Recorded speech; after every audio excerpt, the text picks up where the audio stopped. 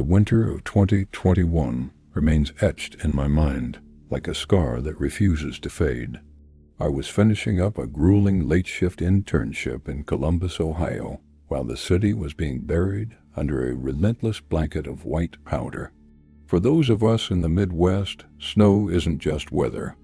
It's a complete shutdown of normal life. Most people had already retreated to their warm homes, leaving the streets eerily empty and the atmosphere heavy with the freezing silence. I worked long hours, often losing track of time until the building was nearly vacant. That night, the hunger finally outweighed my exhaustion, and I realized my fridge was completely empty.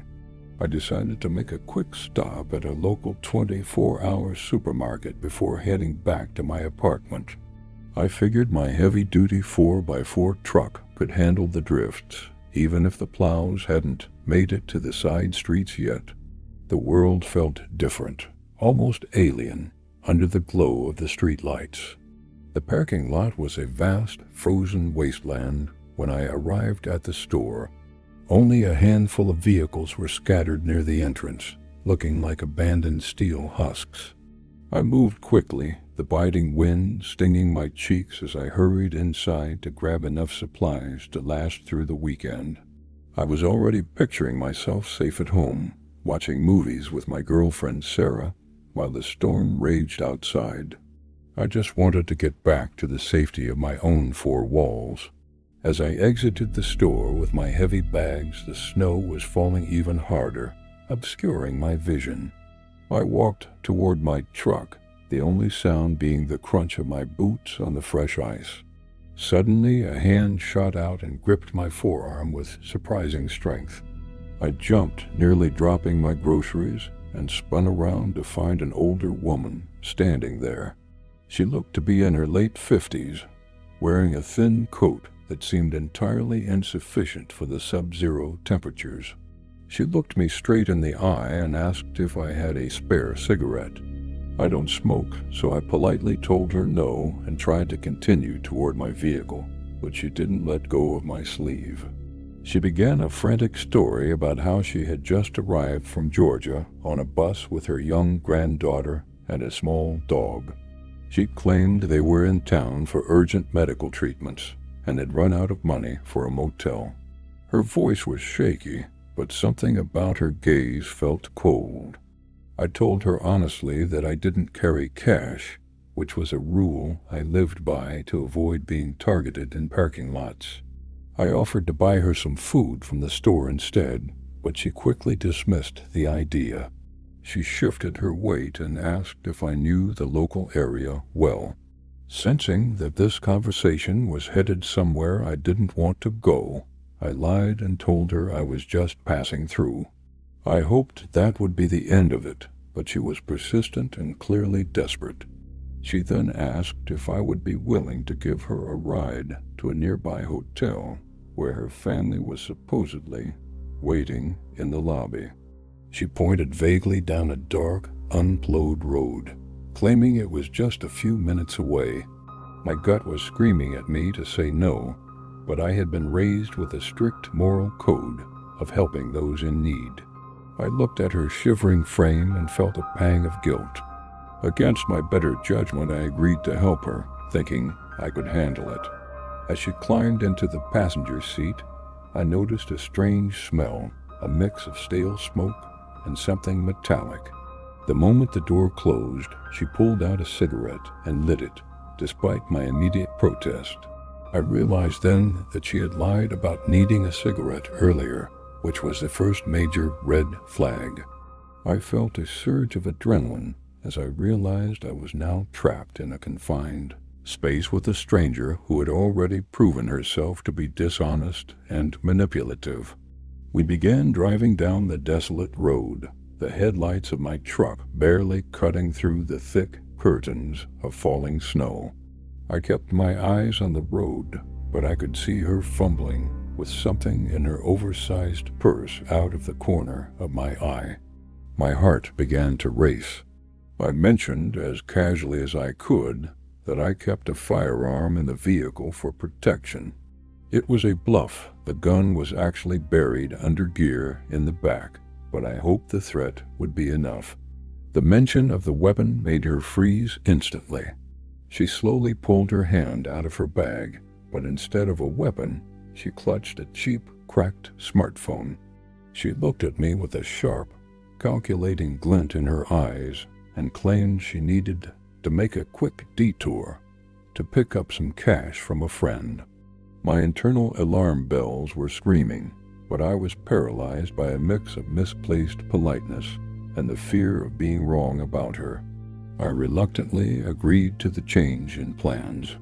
She immediately dialed a number and began speaking in a low, hushed tone that made my skin crawl. "Yeah, I've got the guy here. He's bringing me over now. You're ready, right?" she whispered into the receiver. My heart hammered against my ribs like a trapped bird. I demanded to speak to the person on the other end, hoping to verify her story. She handed me the phone, and a man's voice, raspy and thick like he had been smoking for decades, answered with a cold, "Hello." I started grilling him with questions, asking for his name and the exact location of the hotel she had mentioned. The man hesitated, stumbling over his words before abruptly hanging up on me. Any rational person would have pulled over right then and kicked her out, but I was young and terrified of being the bad guy. I kept driving, hoping that if I just finished this favor, I could go home and forget this ever happened. It was a mistake that nearly cost me my life. We turned down a side street that led toward a crumbling apartment complex on the edge of town. As we approached, I spotted a police cruiser parked near the entrance. For a moment I considered stopping and asking for help, but then I looked at the woman. She had a bizarre, eerie smile plastered across her face as she stared at the cop. "I'm so glad he's here," she remarked with a chilling calmness. "Now I finally feel safe." Her reaction confused me enough to keep driving past the patrol car. The apartment complex was a nightmare of rusted railings and boarded-up windows. It was clearly a hub for illicit activity, the kind of place you don't visit after dark unless you're looking for trouble. I pulled up to the unit she pointed out, my hands shaking on the steering wheel. She told me to wait while she went inside to get the guy. She noticed the look of pure terror on my face and sneered, accusing me of being a heartless person for wanting to leave her in the cold. Her words stung, but my survival instinct was finally starting to override my social conditioning. As I sat in the idling truck, I began to run through every worst-case scenario. What if she wasn't alone? What if she was coming back with a weapon? The silence of the snowy night was suddenly broken by the sound of a heavy door slamming shut. I looked toward the building and saw 3 large men emerging from the shadows, moving with a predatory focus toward my vehicle. They weren't walking, they were closing in. One of the men was keeping his right arm hidden behind his back, concealing something long and heavy. In that split second, the facade of the helpless grandmother vanished completely. I realized I had been lured into a classic trap, set up to be robbed or worse in a place where no one would hear me scream. Panic flared, but it was quickly replaced by a desperate need to escape the closing circle of men. I slammed the truck into reverse, the tires spinning for a terrifying second before the 4-wheel drive finally gripped the icy pavement. I floored it, the engine roaring as I backed away from the porch just as the men reached the spot where my door had been.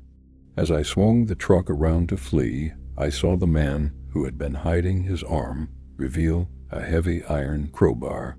He swung it in frustration as I sped away, the metal glinting under the dim, flickering streetlights. I didn't stop until I was miles away, my breath coming in ragged gasps. Looking back, I realized how incredibly naive I had been. There was no hotel in that direction. The nearest lodging was 20 minutes away in the opposite part of the city. Had I stayed for even 10 more seconds, they would have smashed my windows and pulled me out of the cab. I survived that night by the narrowest of margins, and I never returned to that part of Columbus again. A few months later, I recounted the story to a colleague at my internship. His face went pale as I described the woman and her granddaughter's story. He told me that the exact same woman had approached him in a different parking lot a year prior with the same script. He had the sense to drive away immediately. It was a harsh lesson that stayed with me forever. Some people don't want your help. They want your life, and your gut knows the difference before your brain does.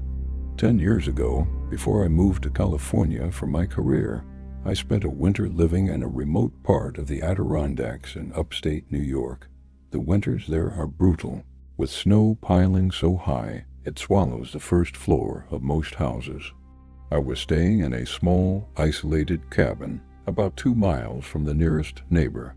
My roommate, Marcus, was away for the weekend, leaving me alone with nothing but my overactive imagination and the whistling wind. Being alone in the woods at night has always made me feel uneasy. Every settling floorboard or branch scraping against the roof sounds like an intruder. That night, a massive blizzard was rolling through, and the visibility outside was practically zero. I was huddled on the sofa, watching a movie to drown out the silence, when I heard it. It wasn't the wind. It was a distinct, rhythmic crunch of heavy boots stepping on frozen snow right outside the wall. The sound was heavy and deliberate, like someone was pacing back and forth just inches from the siding. I froze, my heart hammering so loud I could hear it in my ears. I lived miles from any road, and the snow was already 2 feet deep. No sane person would be out for a stroll in these conditions. I sat in the dark, paralyzed, staring at the front door and waiting for the handle to turn. After several minutes of silence, I finally drifted into a fitful, terrified sleep. When the sun finally rose, Marcus returned home and the storm had passed. I told him about the noises, and we decided to investigate the perimeter of the cabin. What we found in the fresh white drifts made the hair on my arms stand up. There were large footprints coming straight out of the dense tree line, circling the entire house 3 times. The tracks were partially filled by the morning's light dusting, but they were unmistakably human. The most terrifying discovery was right beneath my bedroom window. While the other tracks were faded, the prints directly outside where I had been sleeping were deep and fresh. Someone had stood there, perfectly still, for hours after the snow had stopped falling at 4 a.m. They had been staring through the glass at me while I slept, separated only by a thin pane of wood and light. I moved out of that cabin 2 months later and never looked back. About a decade ago, I was 22 and freshly graduated from college. I moved back to my parents' house in rural Nebraska to save money before heading to grad school. Living in the sticks was a quiet, isolating experience, but I eventually landed a part-time job doing bookkeeping for a family friend named Silas. Silas ran a small equipment rental business, the kind of place where farmers would rent bobcats or industrial drills under the table. About a decade ago, I was 22 and freshly graduated from college. I moved back to my parents' house in rural Nebraska to save money before heading to grad school. Living in the sticks was a quiet, isolating experience, but I eventually landed a part-time job doing bookkeeping for a family friend named Silas.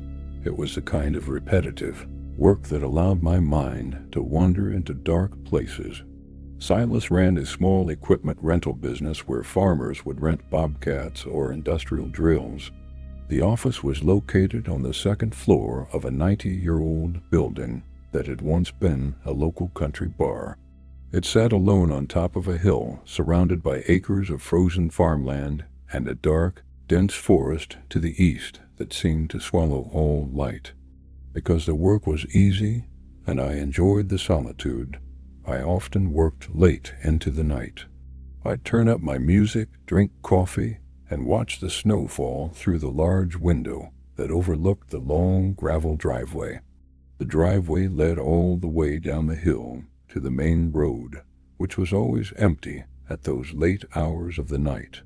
One Tuesday night, a winter storm had made the roads treacherous, but I took my old SUV out anyway to escape the boredom of the house. I arrived around 8 p.m., planning to stay until midnight. The air was biting and the wind howled against the old brick walls of the building, making strange, moaning sounds that echoed through the empty halls. I left the security gate at the bottom of the hill open, as it was a remote, locals-only spot where no one ever showed up unannounced. The only illumination came from a single orange street lamp by the gate, reflecting off the fresh snow. It cast long, dancing shadows that made the trees at the edge of the woods look like they were moving. Around midnight, I stepped away from my desk to use the bathroom downstairs. The building was silent except for the hum of the heater and the occasional creak of the floorboards. I didn't think twice about leaving my station for a few minutes. I was the only person for miles, or at least that is what I had convinced myself to believe. When I returned 5 minutes later and glanced out the window, my heart skipped a beat. There was a massive disturbance in the snow directly under the street lamp, something that hadn't been there when I arrived. I stood perfectly still, my eyes straining to make out what had caused such a large mark in the middle of the driveway. I assumed a large animal, maybe a loose farm dog or a deer, had rolled around in the powder and moved on into the shadows. I tried to shake off the unease and went back to my ledgers, but the silence of the building felt heavier than usual. Every sound made me jump, and I found myself constantly checking the monitors for any movement. At 2 a.m., I finally finished my work and headed out to my SUV to lock up the gate for the night. The cold air hit me like a physical blow, and the silence of the plains was absolute. As I approached the street lamp, I looked down at the disturbance in the snow and froze. My blood turned to ice in my veins. It wasn't an animal's print at all. It was a perfect human-sized snow angel, deliberately placed where the light was brightest so that someone in the office window above could see it clearly. It was a direct message, a sign that I was being watched from the darkness while I thought I was alone. The angel was enormous, created by someone wearing thick, heavy winter gear. My heart hammered against my ribs as I realized the terrifying timing of it all. Someone had watched me through the window, waited for the exact moment I went to the bathroom, and then hurried out to make that mark in the light. They weren't just passing through. They were observing my every move and knew exactly when I wasn't looking. I was completely alone on that hill with a phantom. I frantically scanned the area for tracks and saw a single set of heavy footprints, leading away from the light and into the pitch-black woods. This person hadn't come from the main road. They had emerged from miles of frozen, trackless forest just to play this twisted game with me. I felt a surge of adrenaline. I wanted to run, but a strange, youthful insecurity took hold of me. I worried about what Silas would think when he arrived in the morning. I worried he'd see the snow angel and assume I was being childish or unprofessional. These were tough, no-nonsense farmers, and I didn't want to be the butt of their jokes. So instead of fleeing immediately, I ran over and began to kick the snow around until the angel was completely unrecognizable. I felt a pair of cold eyes on the back of my neck the entire time I was cleaning up the snow. I was just pulling the door of my SUV shut when the silence was shattered by a sound that still haunts my dreams. From the edge of the dark tree line came a high-pitched, shrieking laugh that echoed off the hills. It sounded forced and theatrical, like someone imitating a movie villain to maximize the fear factor. It was close enough that I knew they were watching me from the shadows, enjoying the visible panic they had caused. The sound wasn't human, it was a distorted, hysterical cackle that made my skin crawl. The laughter didn't stop. It grew louder, turning into a rhythmic, screaming sound that seemed to vibrate through the car's glass. It sounded like an adult man deliberately trying to sound like a woman, a sound designed to be as unsettling as possible. I slammed the car into gear, my hands shaking. I floored it, the engine roaring as I sped away from the gate and down the icy hill. I didn't look back until I reached the main road. I spent the rest of that night awake at my parents' house, clutching a kitchen knife and jumping at every sound. I told them everything the next morning, but they didn't believe me. They tried to rationalize it as a local hunter or a prankster, but I knew better. Someone had wandered into the freezing woods at 2 a.m. specifically to stalk me. They didn't want to steal anything. They just wanted to own my fear for a night. That thought was the most disturbing of all. I continued working for Silas for another 6 weeks, but the atmosphere of that hilltop office was forever ruined. I never stayed past sunset again, and I made sure to check the drawer where Silas kept his shotgun every single time I arrived for my shift. I lived in a state of constant, low-level paranoia. To this day, whenever I see a snow angel or hear a high-pitched laugh in the distance, I feel that same cold dread in my chest. Some monsters don't live under the bed. They wait in the woods for the lights to go out. They are patient, and they are closer than you think, watching from the edge of the light. I often wonder who that person was. Was it someone I saw every day at the gas station? Was it a neighbor who seemed perfectly normal?